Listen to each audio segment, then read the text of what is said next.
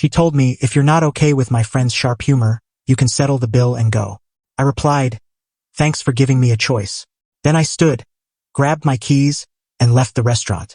She thought I was bluffing until her friend's chuckles faded when they saw I'd only covered my own meal. I'm 29, male, and just walked away from what was meant to be a celebratory dinner. Now I'm in my car, reflecting on what went down. My girlfriend, Vanessa, 28, who I've been with for 3 years, handed me an escape route and I took it. A bit of context. Vanessa and I met at a friend's housewarming party. She was witty, driven, a marketing coordinator. We hit it off right away, moved in together after a year and a half. Things were mostly great except for one issue, her friend circle.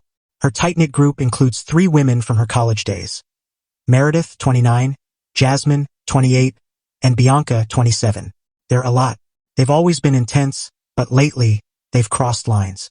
They constantly poke fun at me, starting with small jabs about my job as an electrician, my passion for restoring vintage motorcycles, even my wardrobe.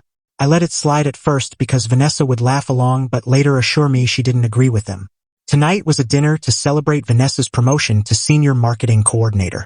I was genuinely thrilled for her, suggested we go to a fancy steakhouse downtown, and offered to cover the whole table to make it special. The evening started well. Drinks, appetizers, casual chatter until Meredith kicked things off. So, Jake, still messing with cables for a living? Must be nice having such a basic gig. Not much brain power needed. Huh. I forced a smile. Actually, electrical work involves a ton of problem solving and… Jasmine interrupted. Oh, come on. It's not like you needed a degree for that. Vanessa's out here dominating the corporate world while you're… What? Tinkering with bikes. I explained. I restore classic motorcycles. Just finished a 1978 Honda. Bianca smirked. How much do you blow on those junk heaps? Vanessa, sitting there, just grinned and shook her head, as if to say, oh, you guys. She didn't defend me, not even a little. The digs kept coming throughout the meal, mocking my grease monkey hobby, saying I probably couldn't grasp Vanessa's intricate marketing strategies, until Meredith flat out said I was lucky Vanessa was slumming it with me. The breaking point came when Jasmine quipped, Van, when are you going to trade up? Jake's nice, but you're on the executive track and he's, well. I set down my fork and looked at Vanessa. She sighed, Jake, they're just messing around. I said, this doesn't feel like messing around. Bianca laughed, wow, so sensitive. Gonna tear up because we bruised your ego. I stayed calm. I'm not okay with this. That's when Vanessa looked me in the eye and said, if you can't handle my friend's edgy jokes, just pay your share and leave. The table went silent for a moment. Then Meredith snickered. She actually said it. I stood, pulled out my wallet, calculated my meal plus tip, and placed the cash down. This covers me. Vanessa rolled her eyes. Jake, sit down, don't make a scene. I grabbed my keys. Enjoy your celebration.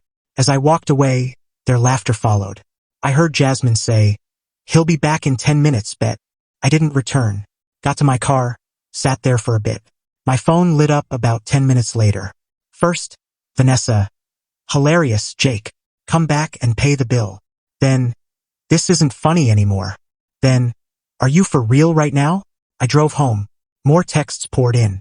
Apparently, the bill, nearly $400 for their pricey steaks, cocktails, and desserts, hit the table. I'd left $60 for my share. Vanessa called 15 times during my drive. I didn't pick up. When I got to our apartment complex, she'd left 3 voicemails, escalating from irritated to livid.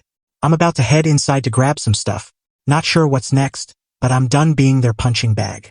Update 1: didn't sleep much. Stayed at my friend Marcus's place after picking up clothes and essentials from the apartment. Vanessa's texts kept coming all night. I can't believe you embarrassed me like that. My friends think you're a joke. You left me with a $400 bill. This is mortifying. Venmo me now. Answer your phone. Around 2 a.m., her friends piled on. Meredith sent a long rant accusing me of being financially manipulative, for tricking them into thinking I'd pay. Jasmine called me a small-minded loser. Bianca sent a Venmo request for $100 labeled for emotional distress. I blocked all 4 of them and tried to rest. This morning, Vanessa showed up at Marcus's door. Marcus, a total champ, said I wasn't there. She wasn't convinced. I know he's here. His truck's outside. Marcus shrugged. Haven't seen him. Maybe he parked and took an Uber somewhere. She lingered for 20 minutes, banging on the door and calling my blocked number, before yelling, "This is so immature, Jake. You can't just dodge your obligations." Obligations? I paid for my meal. That was my only duty. Over coffee, Marcus and I talked. He's been saying for months that Vanessa's friends are toxic, and she enables them. Dude, remember when they mocked your mom's accent at your birthday? Or called your sister's wedding cute for a low-budget thing? You're worth more than this. He's right. I've been excusing their behavior too long. Around 10 a.m., unknown numbers started calling. I answered one. It was Vanessa using her work phone. "Jake, we need to talk." I said, "Go ahead, talk. Not like this. Come home." "I'm fine where I am." She said, "You're being absurd. So your feelings got hurt. My friends were just having fun. You humiliated me and left me with the bill." I replied, "I paid for my food, Vanessa. You told me to leave if I didn't like it. I did." She switched gears. "Baby, I'm sorry they went too far. Come home, we'll sort it out. But, can you send the money for last night? I had to put it on my card." No. You invited us out. To celebrate your promotion. Your friends insulted me the whole time while you laughed. I'm not paying for that." She called me insane. I hung up. She kept calling from other numbers. I stopped answering. Then, something unexpected. A text from an unknown number. "Hey, this is Terrell, Bianca's boyfriend. Heard what happened. Good for you, man. They've been trashing you for years. Bianca showed me the texts, and you did the right thing. They're at Vanessa's now, scheming some kind of payback. Thought you should know." "Payback?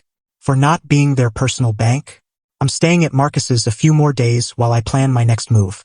The lease is in both our names, but I cover most of the rent. That's gotta be addressed soon." What stings is Vanessa hasn't once apologized for her friend's behavior or admitted how wrong it was. It's all about the money and her embarrassment. Update 2: the payback happened, and it's both pathetic and maddening.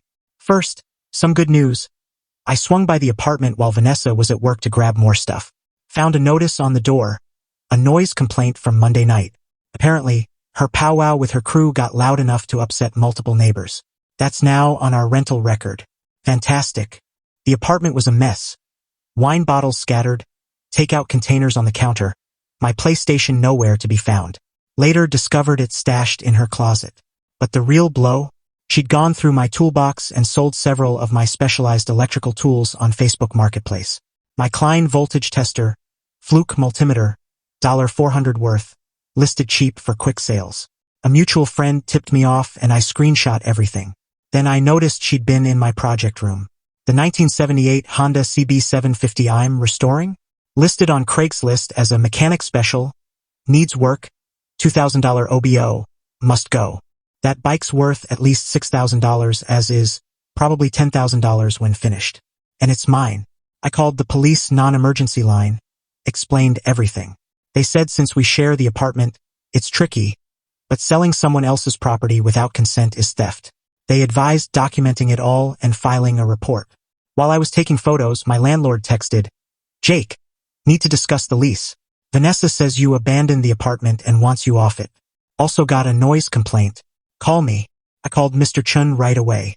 He's been my landlord for 3 years, solid guy. I explained the situation. "She says you moved out and won't pay rent. I've been gone 3 days due to a personal issue. I'm not abandoning anything. I'm at the apartment now." He said, "She made it sound like you've been gone weeks. Honestly, Jake, I'd rather keep you as a tenant. You're never late on rent, no issues until now. If you want the lease in your name only, I'm open to it." What about her? She'd need to agree to be removed, or you'd both have to break the lease. But that noise complaint? One more, and I can start eviction. Interesting. I documented everything, then moved my bike to Marcus's garage. Grabbed my remaining valuable tools. Left anything we'd bought together. Only took what was mine pre-relationship. That evening, Vanessa came home as I was loading the last box into my truck. "What are you doing?" "Securing my stuff since you're selling it without permission. I needed money for that dinner you ditched. So you stole my tools?" "It's not stealing. We live together. What's yours is mine." "That's not how it works, Vanessa."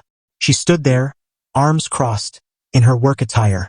Meredith's car pulled up behind her. "Of course. You're not seriously ending our relationship over one dinner."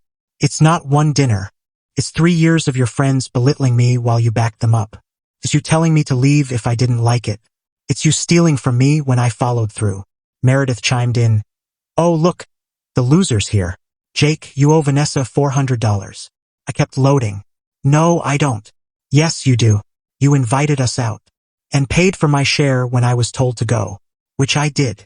Meredith turned to Vanessa. Told you he's too stubborn. Blue-collar types always have brittle egos. I laughed. Actually laughed. My ego's fine. My limits are just clear now. I closed the truck, and Vanessa grabbed my arm. Jake, please let's talk. We are talking. I'm done. I'll handle the lease this week. Find a roommate. Maybe one of your ambitious friends. You're throwing away 3 years? No, you did. I'm just done bankrolling it. I drove off, leaving them staring. Felt like a burden lifted. She kept calling from random numbers that night. Left a voicemail. You're right. My friends crossed a line. But you didn't have to be so harsh. Come home, we can fix this. I love you. Too little, too late. Final update time to wrap up this absurd chapter. I filed a police report for the stolen tools. With screenshots of her marketplace listings and my receipts, it was clear-cut. The officer said they'd follow up with her. Met with Mr. Chun about the lease. Vanessa refused to be removed, thinking she had the upper hand. She didn't know I documented everything. Turns out, selling stolen goods online creates a paper trail. And when you rack up 3 noise complaints in 2 weeks, yep, her support gatherings with her friends kept happening. Violate lease terms by selling another tenant's property, and harass neighbors. She'd been bugging Marcus about my whereabouts. Landlords have leverage. Mr. Chun issued her a cure or quit notice. 3 days to fix the violations or face eviction. Suddenly, she was eager to get off the lease. Here's where it gets poetic. Remember Terrell, Bianca's boyfriend? He reached out again. He was fed up with Bianca, who'd been mocking him to Vanessa and the others, calling him a temporary boyfriend, until she found someone better. He dumped her and moved out the same week. The fallout was swift. Without Terrell's rent contributions, Bianca couldn't afford her place. She tried crashing with Vanessa, but that violated the cure or quit notice. Jasmine's relationship tanked when her boyfriend saw her entitled texts to me. He started questioning her attitude, and they're now on a break. Meredith, the instigator, got fired, not from this drama, but for spending work hours bad-mouthing people, including colleagues, on social media. HR had enough. Jobless. She couldn't sustain her flashy lifestyle. Meanwhile, I found a 1-bedroom closer to work. Rent's cheaper, too. Been pouring time into my bike restoration. Should be done by spring. Picked up some side electrical gigs that pay well. Yesterday, Vanessa texted. She's moving in with her parents. Her friend group collapsed when money got tight, and they turned on each other. Bianca blamed Vanessa for dating beneath her. Jasmine called Meredith a bad influence. Meredith said they were all ungrateful. Vanessa's text. I see now how toxic they were. I should have defended you. I'm sorry. Can we try again? I didn't reply. There's nothing left to say. Marcus helped me move into my new place last weekend. As we carried boxes, he said, Man, you didn't just dodge a bullet. You escaped a whole firing line. He's right. Ran into Terrell at a sports bar last week. We grabbed a drink, swapped stories about our exes. Turns out we're both blue-collar guys who dated women who thought they were settling. We're hanging out again this weekend, maybe hitting a motorcycle show. Sometimes the best revenge isn't complicated.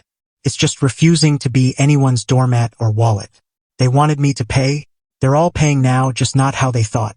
My mom called yesterday. Said I sound happier than I have in years. She's right. I am. It's amazing how much lighter you feel when you stop carrying people who don't value you.